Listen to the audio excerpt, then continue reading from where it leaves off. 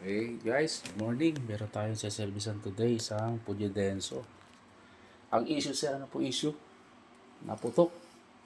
Di, audio lang. Naiya si sir. Ang issue is naputok. Siyempre natatakot sila sir. Okay, upload ko na lang po yung finished product natin. Ayan. Ang brand ito is Puyo Denso. Natin yung pumuputok daw. Ayun, ang pumuputok. So, yan. Oo nga naman, lakas ang putok. Sa iba, dito okay naman siya. Ito rin, wala din ito. Ayan, ay sila yung burner.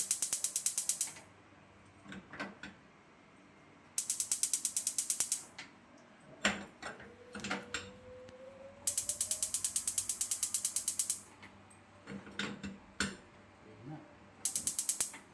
Ayan. So, ang pinaka main concern, itong puputok. So, nakakatakot na naman talaga. Okay guys, upload natin yung finish product. Thank you.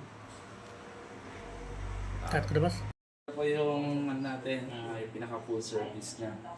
So yung pinaka main concern ito is puputok, nagba-backfire. So tingnan natin kung magba-backfire pa. Dito mo tayo sa kabila. Yeah. Yan. So ito na. Easy.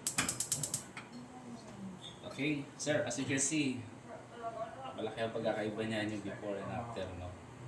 So, sa lahat po na gusto mag-avail service ni Prostic, message lang po kayo. Thank you.